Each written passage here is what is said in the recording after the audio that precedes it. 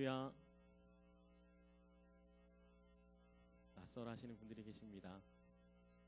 뒤에 주보를 참조하셔서 광고를 보시면 되겠고요. 뒤에 현수막을 보시면 이번 주간은 하늘정원교회를 세워가는, 그리고 헌신자들을 세워가는 특별 새벽 기도의 기간입니다. 나오셔서 우리 하늘정원교회에 그리고 이출로 목사님 가정을 위해서 기도해 주셨으면 좋겠고요.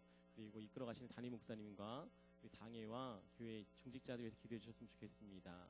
뒤에 오시면서 보셨는지 모르겠는데 300명의 기도 용사들을 예전에 설교 들으셨을 때 다 기억하고 계실 텐데요. 기브노의 300용사처럼 새벽을 깨워 기도하는 300용사들을 모집하고 있습니다. 제가 아까 보니까 몇 명 적으시지 않으셨는데 나가시면서 다 적으실 거죠? 아멘이 없으시네요. 500용사 해야 적으시는 건가요? 네, 다 적으셔서 우리가 새벽을 깨워 가시면서 기도하면서 하나님의 역사를 이루어 갔으면 좋겠다는 생각을 가지게 됩니다. 내일 일정들 그대로 이루어지게 되고요. 담임 목사님은 총회 임원 회의 출타하시게 되셔서 칼갈이 전도는 내일 하지 아니하고 다른 모임들은 제 시간에 그대로 참조해 주시면 고맙겠습니다. 말씀을 우리 같이 나누도록 하겠습니다. 한 절 말씀을 같이 한번 읽어보도록 하겠습니다. 마가복음 10장입니다. 마가복음 10장 45절 한 절 말씀을 함께 읽어보도록 하겠습니다.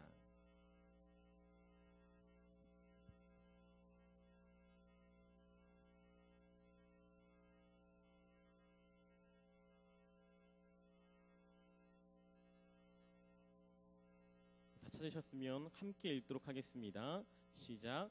인자가 온 것은 섬김을 받으려 함이 아니라 도리어 섬기려 하고 자기 목숨을 많은 사람의 대속물로 주려 함이니라.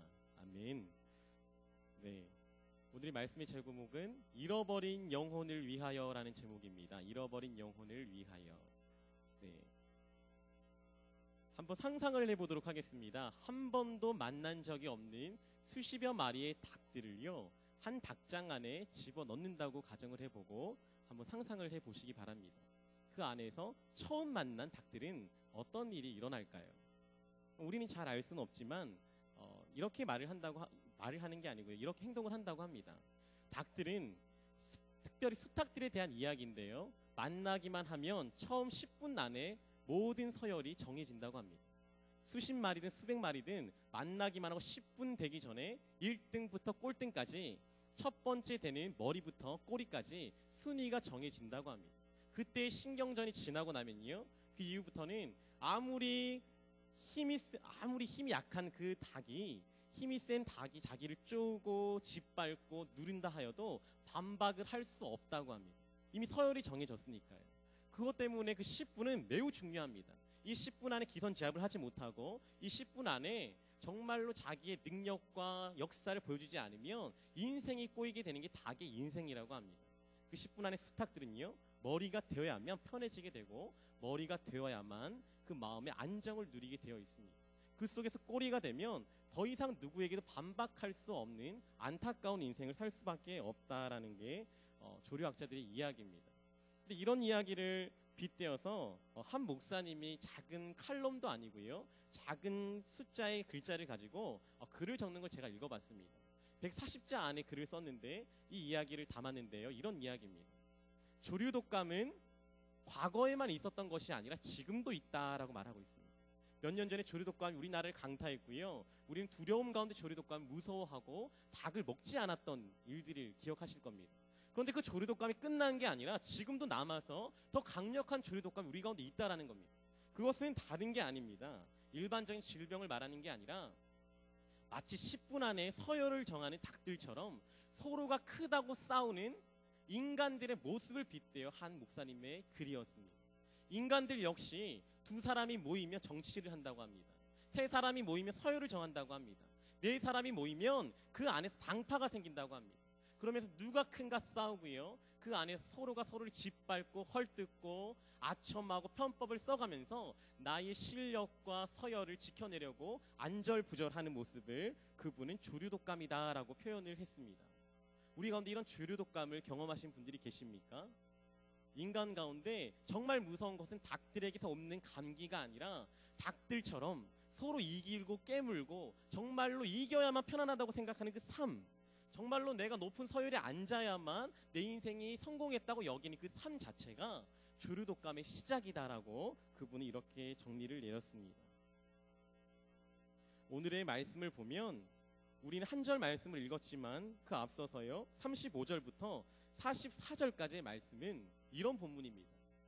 세베대의 아들 야고보와 요한이 예수님께 나와서요 이렇게 묻습니다. 예수님, 내가 무엇이든지 예수님께 구하면 당신께서 나에게 주실 수가 있으시겠습니까? 라고 물어봅니다. 그래서 예수님이 이렇게 물어보죠. 도대체 무엇을 구하려고 하는데 그렇게 대답을 물어보는 것이냐라고 물어봤습니다. 그때 뭐라고 대답을 하는지 아십니까? 예수님이 영광 중에 왕위에 오르게 되실 때에 그의 좌편에 그의 우편에 야고보와 요한을 세워주십시오. 내가 2인자가 되고 요한이 3인자가 되는 이러한 역사를 경험하고 싶습니다라는 것입니다. 12제자가 버젓이 앉아있고 다 지켜보고 있는데 앞장서 나아가서 우리가 넘버 2, 넘버 3가 되게 도와주세요라고 거기서 아첨하는 말을 하고 있는 장면입니다.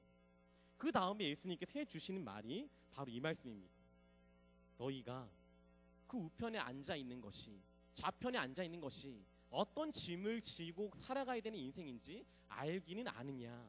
너희가 구하는 것이 정말 어떠한 인생인지 너희는 깨닫기는 하느냐? 인자에 온 것은 너희가 생각하는 것처럼 높임을 받으려 하는 것이 아니라 섬기려 하는 것이요 죽으려 하는 것인데 너희가 알기는 아느냐라고 예수님이 대답을 해주십니다. 그뿐일까요? 또 동일한 성경 본문이 마태복음 20장에도 기록되어져 있습니다. 그런데 거기에는 추가적인 인물이 한 사람 등장합니다. 야고보와 세베대의 아내고요. 야고보와 요한의 어머니입니다. 야고보와 요한의 어머니가 세베대의 그 아내가 살로메라 불려지는 한 여인이 예수님께 나아가서 묻습니다. 예수님, 당신이 왕위에 오르시게 될 때에 나의 두 아들을 2인자와 3인자로 만들어 주시기를 내가 간청합니다. 그렇게 해주실 수 있으시겠습니까? 라고 동일하게 질문합니다. 그때도 예수님은 타박하시면서 낮아지는 자가 높아지는 자라고 설명을 해주십니다. 어떤 의미일까요? 우리는 이 본문을 읽으면서 마치 야고보와 요한은 죽여 마땅한 자처럼 여겨질 때가 있습니다. 어떻게 이렇게 건방진 사람이 있을 수가 있나? 어떻게 이렇게 경우 없는 사람이 예수님 앞에 나아가서 자신을 높이 세워달라고 말할 수 있는 사람이 어떻게 있을 수가 있는가? 라고 따질 수가 있습니다. 그래서 미워할 수도 있고요. 이들을 질타할 수가 있습니다. 그런데 이 모습이 우리들의 모습과 다르지 않을 수도 있다는 사실을 우리는 또한 발견하게 될 때가 있습니다. 이 말은 우리가 나쁘다라는 말을 하는 것은 아닙니다. 우리는 이 여인을 바라보면서 마태복음 20장에 나오는 야고보와 요한의 어머니를 바라보면서 정말로 형편없는 어머니처럼 생각할 수가 있는데요. 그분은 형편없는 어머니가 아니었습니다. 제자들 모두가 십자가상에서 예수님을 떠나 도망가셨을 때에 예수님의 십자가 앞에는 막달라 마리아가 있었고 예수님의 어머니 마리아가 있었고 야고보와 요한의 어머니가 있었습니다. 그는 신실한 종이었고 하나님 앞에서 충실한 자였습니다. 믿음 없는 자도 아니었고요. 자식만을 위해 살아가는 자가 아니었습니다. 헌신할 줄 아는 사람이었고 예수님을 위해 십자가상에 나아갔을 때 잘못했다 목숨을 끊어질 수도 있다는 걸 알았음에도 불구하고 예수님 앞에 나아갔던 자가 바로 요한과 야고보의 어머니였다는 사실입니다. 믿음 없는 사람도 아니요. 우리가 무시할 만한 사람이 절대 아니라는 것입니다. 그런데 그의 방향이 틀렸을 뿐입니다. 자식의 문제에 있어서는 상황이 달랐습니다. 나는 믿음이 좋은데 나는 정말 예수님이 좋은데 나는 헌신할 수 있고 순교도 할 수 있는데 내 자식만큼 잘 돼야 되겠다라는 겁니다. 내 자식은 1등 돼야 되겠다는 거죠. 내 자식은 좋은 학교 가면 좋겠습니다. 내 자식은 남들보다 잘 되면 좋겠습니다. 내 자식만큼은 남들보다 더욱더 멋있는 삶을 살았으면 좋겠습니다. 우리 부모님들의 마음이 아닐까요? 남들보다 밑에 있고 짓밟히고 꼬리가 되는 것보다 내 아이가 머리가 되는 것, 내 아이가 높이 서는 것, 내 아이가 하늘을 나르는 것을 우리는 꿈꾸고 그걸 위해 달려갈 수도 있다라는 것입니다. 이 말은 다른 12제자를 비판하고 싫어하는 말이 아니라 내 아이를 너무나도 사랑하는 마음에서 우러나왔던 말일 수 있다라는 겁니다. 야고보와 요한은 이 장면들을 한번 떠올려 보십시오. 정말로 이들이 머리를 쓰고 정말 예수님 앞에 잘못된 마음으로 나아갔다면 어떻겠을까요? 그럼 이랬겠죠. 제자들이 없을 때 따로 가서 무엇인가 사들고 가서 말을 했겠죠. 근데 이 상황은 모든 제자들이 옆에서 보고 있습니다. 그리고 이달은 말하고 있습니다. 무엇을 뜻하겠습니까? 식사를 하고 있든지 어떤 장소에 가볍게 말하고 있는 대화였음을 우리는 추측할 수 있다는 겁니다. 예수님, 뭐든지 우리가 구하면 될 수 있을까요? 뭘 구하는데? 저요, 예수님 옆에서 예수님 보고 다음으로 통치하는 자가 되고 싶어요. 이렇게 말했을 수도 있다라는 겁니다. 예수님, 우리가요, 제가요, 대통령이 되고 싶어요. 국무총리가 되고 싶어요. 예수님 말고는 이 땅을 좌지우지하는 놀라운 인물이 되고 싶어요 라고 말하는 인물들, 그런 기도들과 별반 다를 게 없는 기도일 수 있다라는 것입니다. 제가 어릴 때 저희 할아버님은 저와 저희 형에게 늘상 이렇게 기도를 해주셨습니다. 저와 저 형에게 손을 얹으시고 기도를 해주시면서 우리 동수와 동국이를 남들의 머리가 되게 할지언정 꼴이 되지 않게 도와주옵소서. 이런 기도를 많이 들어보셨습니까? 아니, 많이 하셨나요? 그것이 우리 할아버지가 이런 기도를 하였다 하여 어찌하여 할아버지는 이런 기도를 하십니까? 더러운 기도네요. 이렇게 말할 수 있는 게 아니라는 것입니다. 정말로 자녀를 사랑하고 손자를 사랑하고 내 손자를 위하여 기도하는 그분의 마음, 그분의 사랑의 마음이 담겨 있는 것이었다는 겁니다. 근데 거기에 문제가 있다는 겁니다. 그 문제는 방향이 잘못됐다는 겁니다. 방향이 틀렸다라는 것입니다. 그분이 조류독감에 걸려서 정치와 권력에 눈이 멀어서 손자를 위해 그렇게 기도하신 것이 아니라 너무나도 사랑하는데 하나님 앞에 조금의 방향, 기도의 방향이 조금 틀렸을 뿐이라는 겁니다.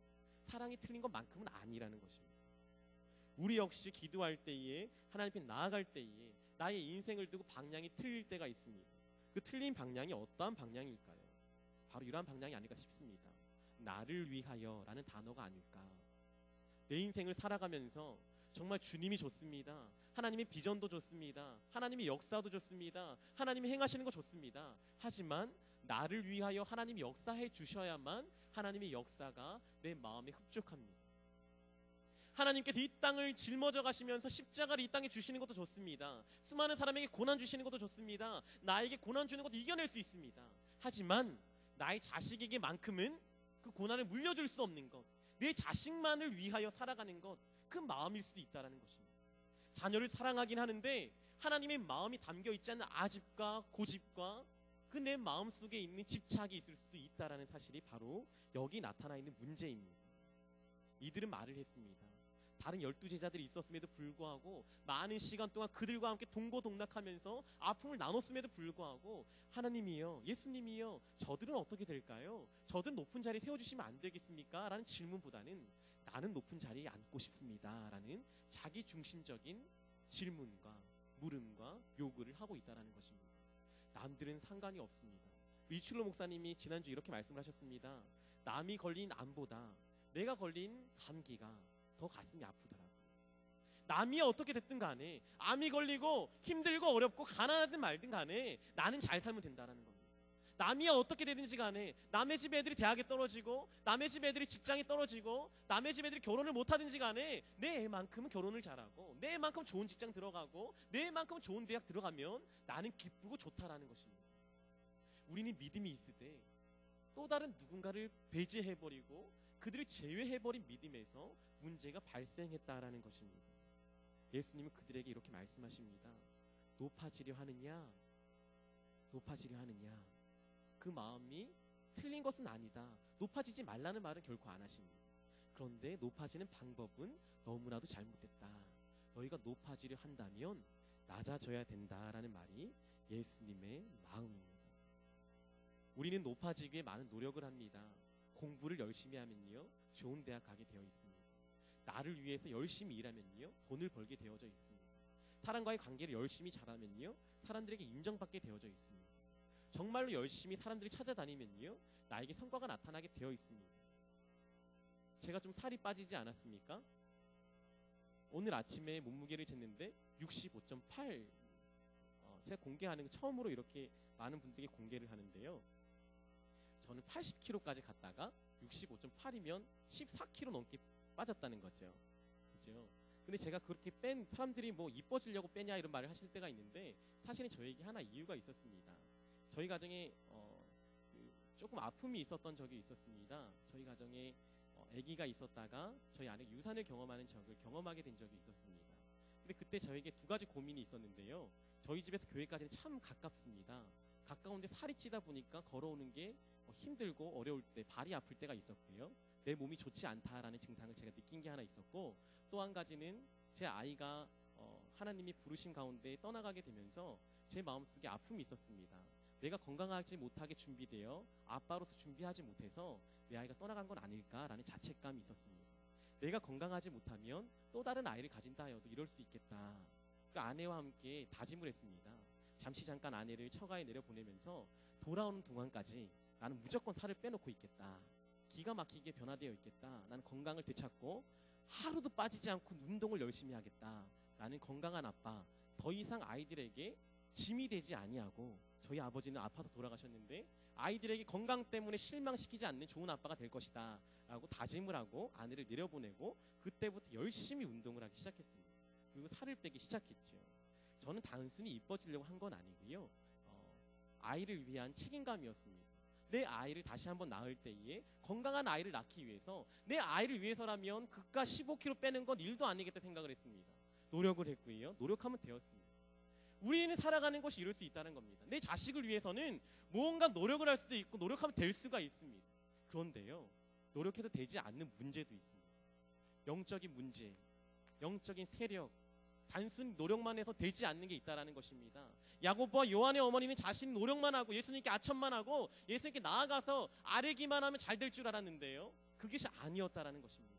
내가 예수님께 아뢰기만 하면 내 자녀가 잘 되는 것이 아니라 방향도 똑같이 맞아야 예수님 마음에 내가 들고 흡족해야만 예수님이 모든 것을 원하신다라는 겁니다.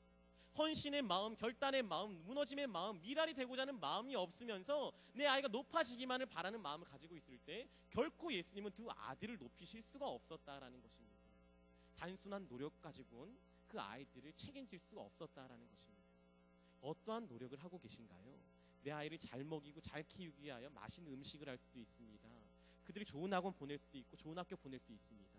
하지만 진심으로 노력해야 되는 것은 우리 아이가, 나 자신이 나를 위하여라는 삶이 아니라 예수님이 원하시는 방향을 따라 나아가는 삶을 살아갈 때에, 그때야 비로소 진정한 승리를 경험할 수 있다라는 사실입니다. 믿으십니까?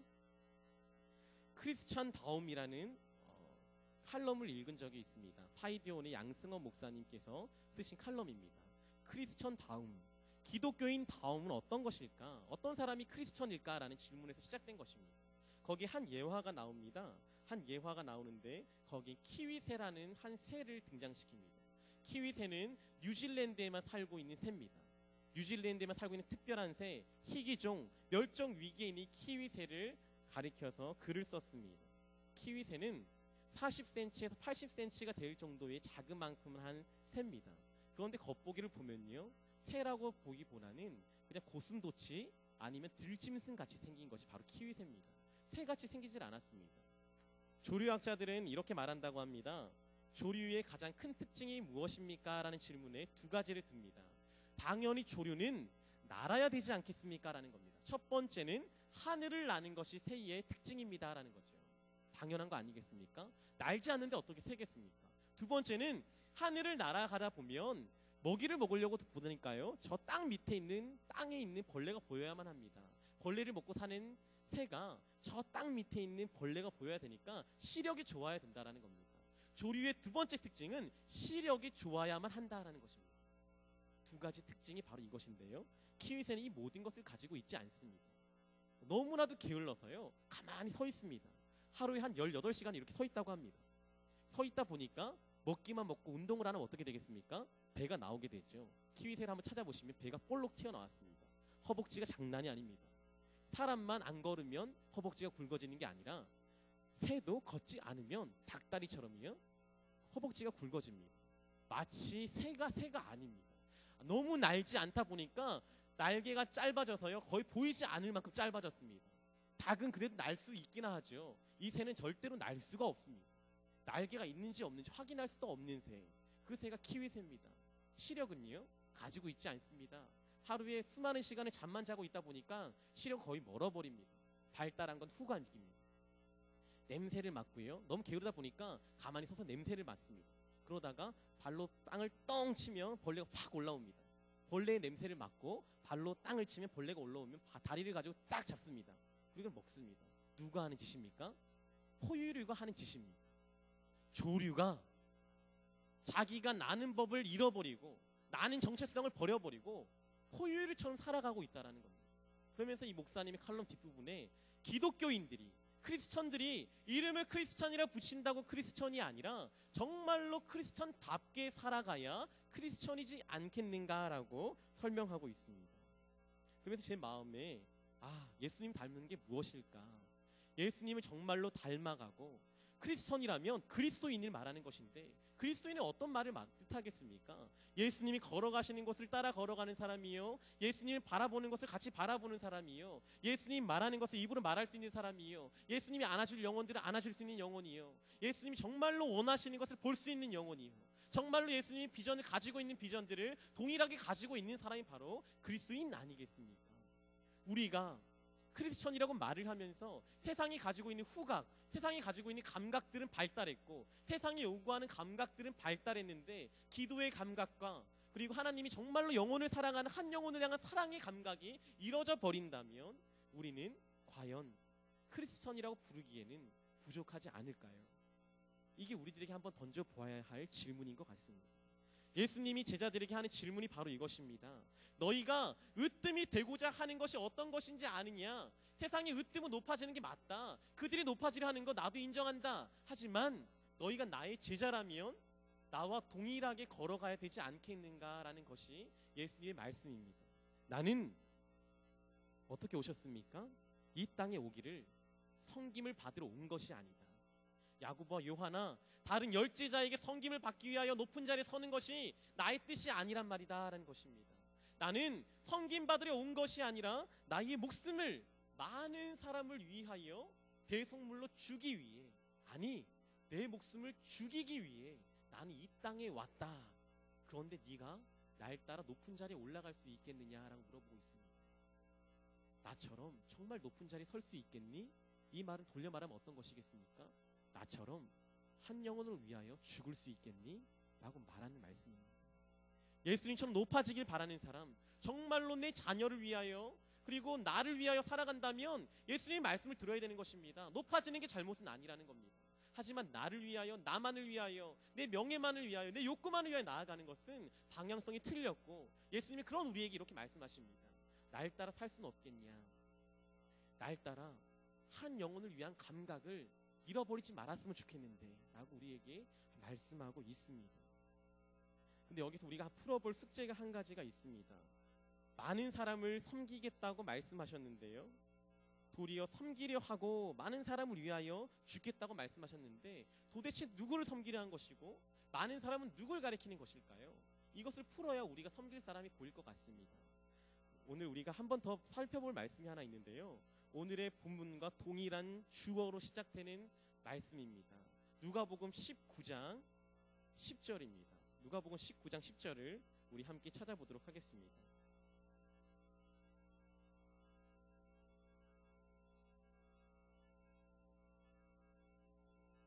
자, 한 목소리로 읽어보도록 하겠습니다. 누가복음 19장 10절입니다. 동일한 주어를 가지고 말씀을 하고 있습니다. 읽어보도록 하겠습니다. 인자가 온 것은 잃어버린 자를 찾아 구원하려 함이니라. 많은 사람들에게 자기 목숨을 죽이겠다고 하셨는데 그 많은 사람들은 특정 다수를 말하기보다는 잃어버린 자를 말하고 있다는 것입니다. 인자에 온 것은 누군가를 섬기러 왔다는 것이다 라고 말씀을 하시면서, 인자에 온 것은 잃어버린 자를 찾아 죽으러 왔다라는 말씀과 동일한 말씀이라는 것입니다.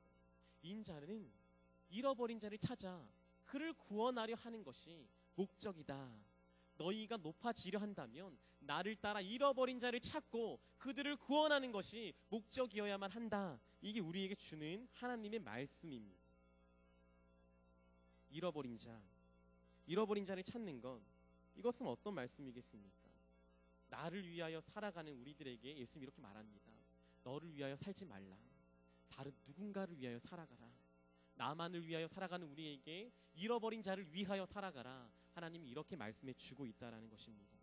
오늘 본문의 말씀 뒷구절은 누가 나올까요? 바디메오라는 한 소경이 등장합니다. 마가는 이렇게 말을 합니다. 예수님의 말씀, 인자에 온 것은 많은 사람을 위하여 자신의 목숨을 대속물로 주려 함이라고 말씀하신 다음에 또 다른 예화를 들면서 바디메오의 이야기를 들고 있습니다. 마태복음 역시 마찬가지입니다. 마태가 말을 하면서 예수님이 크고자 하는 자는 낮아져야 된다 말한 다음에 누군가를 설득하고 말을 하는데요. 예를 드는데 그게 바로 바디메오라는 것입니다. 왜 그를 예를 들었을까요? 도대체 왜 바디메오를 예를 들었을까요? 그가 바로 잃어버린 자기 때문입니다. 우리 마가복음 10장 46절을 한 목소리로 읽어보도록 하겠습니다. 10장 46절입니다. 저희 같이 한번 읽어볼게요. 시작. 그들이 여리고에 이르렀더니 예수께서 제자들과 허다한 무리와 함께 여리고에서 나가실 때에 디메오의 아들인 맹인 거지 바디메오가 길가에 앉았다가, 예수님이 여리고로 들어가셨습니다. 여리고로 들어가는 예수님께 많은 사람들이 있었습니다. 허다한 무리라고 성경은 말하고 있습니다. 예수님이 가시는 곳곳마다 허다한 무리가 예수님 쫓고 있습니다. 그런데 마가는 허다한 무리를 조명하고 있는 것이 아니고요, 한 영혼, 무리 안에 낄 수도 없는 영혼, 무리 밖에서 예수님께 부르짖고 있는 한 영혼을 지금 말하고 있고 주목하고 있다는 겁니다. 마태 역시 마찬가지입니다. 허다한 많은 무리에게 관심을 가지고 있는 것이 아니라 무리 속에 포함될 수 없는 영혼, 무리가 끼워주지 않는 영혼 바디메오에게 초점을 맞추고 있다는 사실입니다. 잃어버린 자를 찾아왔다 말씀하시면서 그 잃어버린 자 예를 들기를 바디메오라는 사람은 예를 들고 있다는 사실입니다. 바디메오는 누구입니까? 이름도 없는 자 아닙니까? 바디메오라는 것은 디메오의 아들이라는 뜻입니다. 이름도 없는 자입니다. 그의 친구들은 누굽니까? 마가복음에는 한 명 바디메오만 나오지만 마태복음을 보면 또 다른 소경들이 있었음을 알 수가 있습니다. 친구들 역시 소경밖에 없습니다. 사람들은 소경들을 향하여 저주받았다 말을 했습니다. 저주받은 녀석아, 하나님의 저주 때문에 눈을 볼 수 없는 녀석아 라고 말을 했을 것입니다. 아무도 끼워주지 않았습니다. 왕따였습니다. 아무에게도 인정받을 수가 없었습니다. 사람들에게 존경받을 수도 없었고요. 아니, 친구가 되어주는 사람들조차 없었습니다. 나의 친구는 똑같이 저주받았다고 여김받는 맹인들 뿐이었습니다. 그에게 다가와주는 사람이 아무도 없었다라는 것입니다. 그를 인정해주는 사람이 아무도 없었다라는 것입니다. 근데 성경은요, 마가는요, 마태는요, 바로 그를 향하여 주목하고 있습니다. 왜일까요? 하나님의 감동으로 쓰여진 책이기 때문입니다. 하나님의 눈은 수많은 무리를 바라보고 있는 것이 아니라는 것입니다. 예수님이 이 땅에 오신 것은 가난한 자들과 포로된 자들과 억눌린 자들을 위해서 오셨는데 그 자 중에 하나가 바로 바디메오라는 사실입니다. 여리고로 가고 예루살렘에 입성하시면서 수많은 영혼들을 만났겠지만 왜 하필 그 수많은 사람들을 만난 사람 중에서 바디메오, 이름조차 없는 영혼을 거론하셨을까요? 예수님의 마음은 이름조차 없는, 우리들에게는 이루어진 바 되어진 그에게 있다라는 것입니다. 우리는 그 누구도 그의 이름을 기억하지 못합니다. 우리들에게는 존재가 없는 사람입니다. 우리들에게는 살아있는지조차 여겨지지 않는 사람입니다. 우리들에게는요, 있으나 없으나 교회 빠지나 마나 상관없는 자들입니다. 그가 교회 오든 말든 나에 관심이 없는 자입니다. 목장에 오든 아니든 전도되든 말든 관심이 없는 영혼입니다. 죽든 말든 병에 걸리든 말든 내 자식만 바라보고 있고 나만 바라보고 있지, 그는 나에게 아무 존재 가치가 없는 자입니다. 근데 예수님은요, 그를 바라보고 계시다는 겁니다. 그리고 우리에게 말하십니다. 너도 같이 그를 볼 수 있겠니? 그럼 내가 너를 세워주겠다.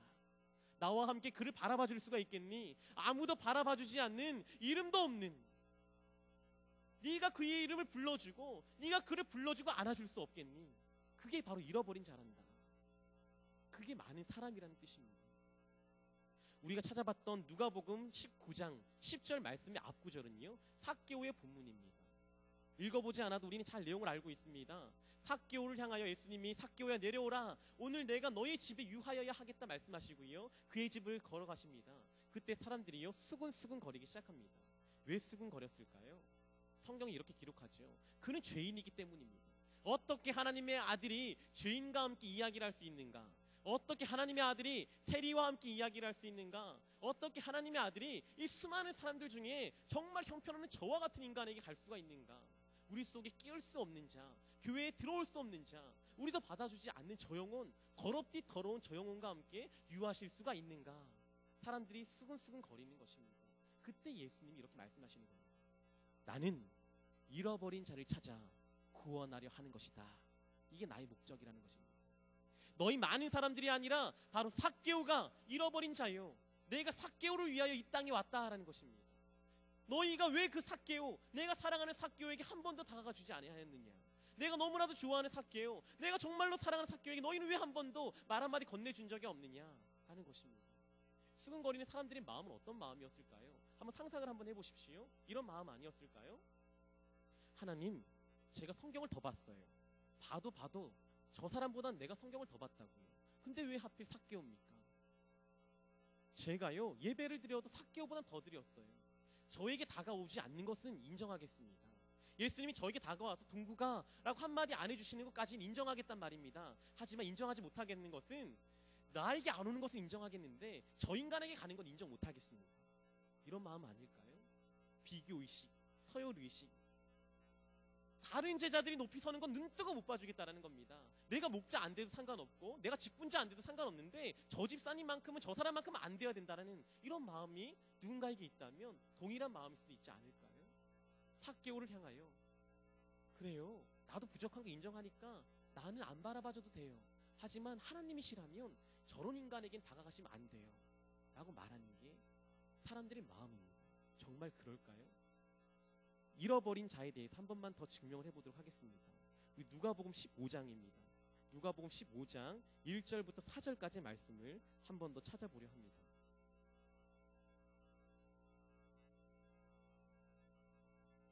누가복음 15장 1절부터 4절입니다. 함께 읽어보겠습니다. 시작.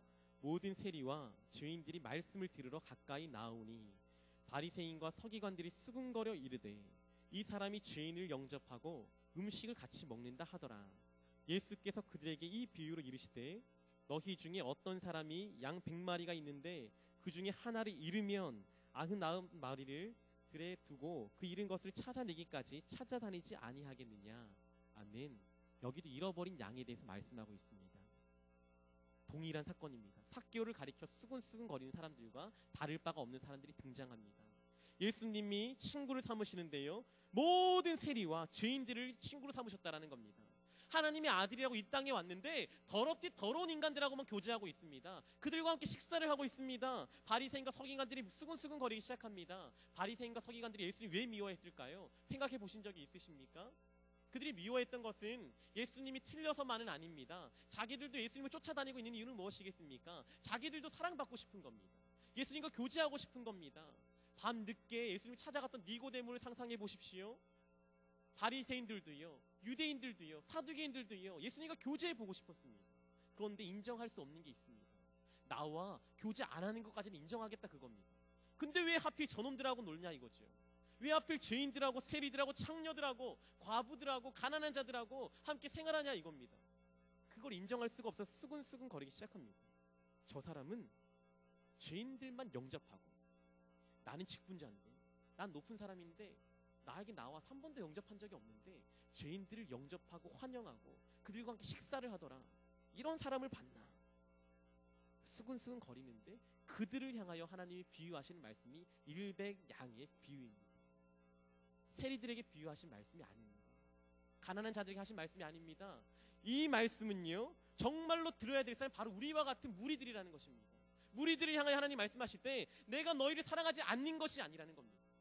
양 100마리가 있는데 나는 주인이다. 99마리 너희도 사랑하는데 잃어버린 양이 한 마리가 있다는 거야. 그 잃어버린 양을 이제 증명하려 합니다. 무엇일까요? 양 99마리는요 무리가 있습니다. 같은 무리가 있고 소리를 들을 꺼리가 하나라도 있습니다. 목자가 잠시 자리를 비워도 다른 리더가 야 하면 같이 듣고 나아가지 않겠습니까? 친구가 있고 무리가 있고 함께하는 사람이 있고 지금 당장 목자가 있습니다. 그런데 목자가 없이 유리 방황하는 저기 있는 양이 있다는 겁니다. 그 양은 어떤 존재일까요? 내가 가지 않으면, 목자가 찾아 나서지 않으면 굶어 죽을 수밖에 없는 영혼이라는 겁니다. 잃어버린 자의 정의가 바로 이것입니다. 예수님이 아니면 절대로 회복될 수 없는 사람, 예수님이 아니면 구원받을 수 없는 사람, 예수님이 아니면 인정받을 수 없는 사람, 예수님이 아니면 그 어떠한 소망이 없는 사람이 바로 잃어버린 사람입니다. 예수님 바로 그 영혼을 찾아가겠다는 거예요. 너희는 지금 내가 있지 않냐. 두 아들 비유해서 하나님 말씀하지 않습니까? 큰 아들아, 난 너와 함께 있었지 않느냐. 내가 너를 사랑하지 않는 게 아니라 잃어버린 그 아들을 얻는 게 얼마나 소중한지 너는 아느냐라는 것입니다. 10 아들이 저희들에 있다고 생각을 해봅시다. 10 아들이 있는데 저희가 한 아들이 잃어버렸습니다. 한 아들이 미아가 되었습니다. 그렇다고 하여 9명과 함께 에이, 한 명은 없어도 돼. 우리끼리 즐겁게 지내자. 하하하하. 이렇게 지낼 수가 있을까요? 그 한 명을 찾을 때까지는 행복하지 않겠죠. 9명의 자식들이 말합니다. 엄마, 왜 행복하지 않어? 우리가 있는데 왜 아직도 행복하지 않는 거야? 엄마가 말하겠죠. 너희도 사랑하는데 나 잃어버린 걔가 눈에 밟혀서 웃을 수가 없어. 라고 말하겠죠. 예수님의 마음이 바로 그와 같다는 것입니다. 허다한 무리를 한 번도 사랑해 보지 않으시는 게 아니라 늘상 사랑하시는데, 예수님이 없으면 죽을 수밖에 없는 영은 더 급하고 우선순위를 하시는 겁니다. 예수님이 아니면 소원이 없는 사람들, 소망이 없는 사람들, 지금 이 순간 우리가 전하지 아니하고요, 지금 이 순간 우리가 찾아가지 아니하고요, 말 한마디 건네주지 않으면 소망 없는 영혼들이 예수님께 더 급하고 절실하다는 것입니다. 그를 찾기 전에 함께 웃을 수 없다라는 것입니다. 이 마음, 그게 바로 잃어버린 자라는 것입니다. 제가 중고등부 예배 때 하나 예화를 소개해드렸는데 소개해드리려 합니다.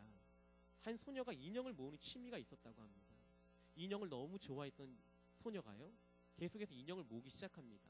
근데 인형을 모으는데요, 모아두는 장소는 항상 침대 마취입니다. 침대 마취에다가 인형들을 모아두고 거기서 잠을 잡니다. 그 인형 하나씩 다 안아주고 인사를 하고 인형들을 사랑합니다. 근데 모으고 또 모으다 보니까 인형이 너무나도 많아졌습니다. 어느 날 친구가 놀러 옵니다. 친구가 물어봅니다. 얘야, 너는 저 많은 인형 중에서 어떤 인형이 가장 좋아? 라고 물어봤습니다. 그때 이 소녀가 이렇게 말합니다.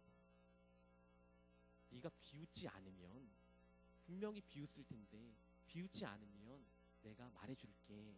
친구가 절대 비웃지 않겠노라고 선언하고요, 이 소녀는 말을 해줍니다. 저기 봐, 다 쥐어뜯겨서 머리 털이 없고 뭉개져서 코가 뭉개지고 눈알도 돌아가서 짝눈인 저 인형, 가슴팍에 옷도 이쁘게 입혀지지 않은 저 인형이 난 가장 좋아. 친구가 물어봅니다. 어떻게 이렇게 이쁘고 귀엽고 좋은 인형들이 많은데 넌 하필 저런 인형을 좋아하니? 라고 말을 하자 이 소년이 이렇게 말했다고 합니다. 저 인형은 내가 사랑해주지 않으면 그 어디에서도 사랑받을 수 없는 인형이니까. 이게 예수님 마음 아닐까요?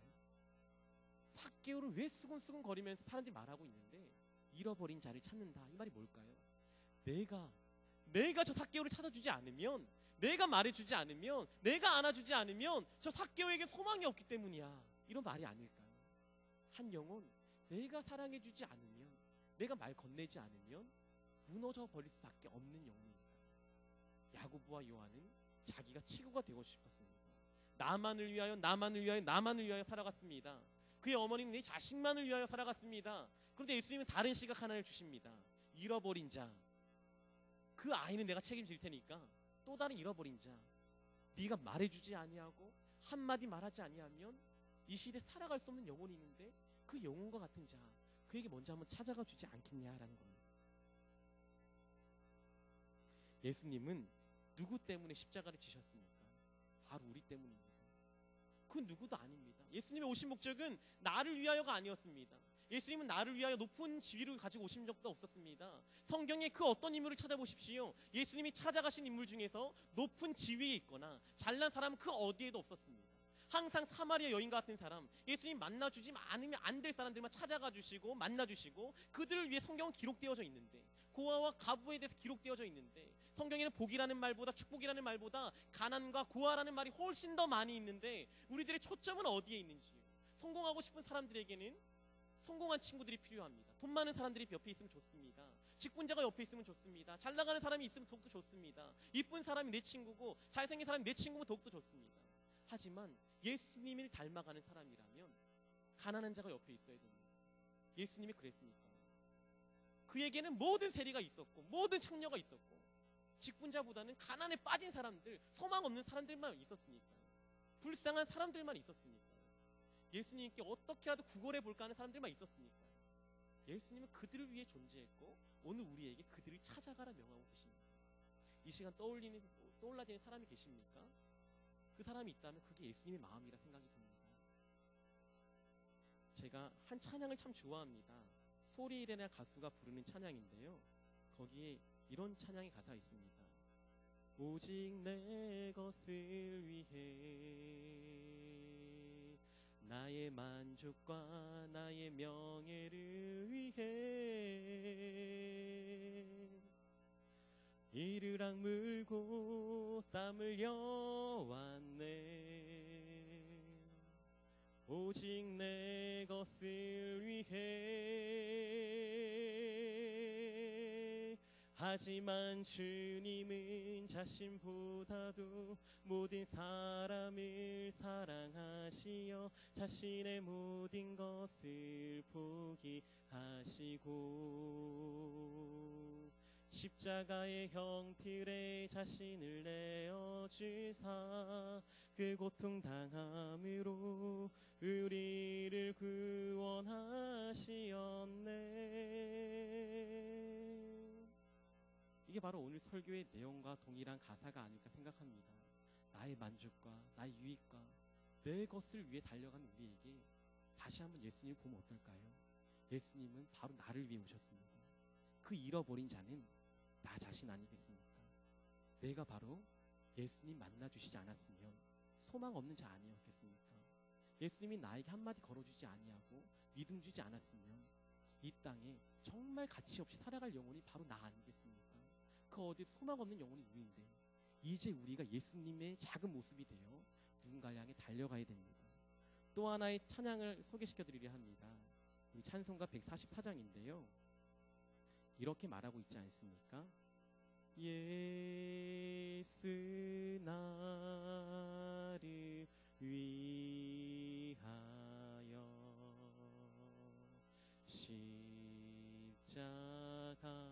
십자가를 질 때 그 예수님 바로 우리를 위해 십자가를 지셨답니다. 나만을 위해 살아가는 잃어버린 날 위해 예수님이 죽이셨답니다. 근데 그 우리는요 이렇게 말합니다. 저 무지한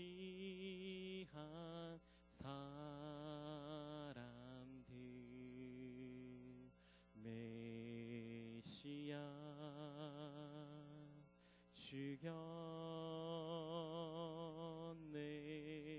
죽였네. 예수 죽인 사람들인데 바로 내가 예수를 죽였는데 나의 죄 때문에 예수님이 죽었는데 오늘 또 나는 높아지려 하고 나 때문에 예수님이 죽었는데 난 절대 죽을 수가 없고 난 또 높아지려 한다면 예수님은 또 오늘 눈물을 흘리실 수밖에 없습니다. 나를 위해 죽으신 예수님의 십자가 우리의 마음에 새겨지십니까? 그렇다면 이 시간 함께 우리 같이 이 144장 찬송을 같이 부르시면서 함께 기도의 자리로 나아가도록 하겠습니다. 우리 천천히 반주해 주시고요. 예수님의 마음을 생각하면서 작은 예수가 되겠다는 다짐을 하면서 144장 함께 1절, 2절, 4절을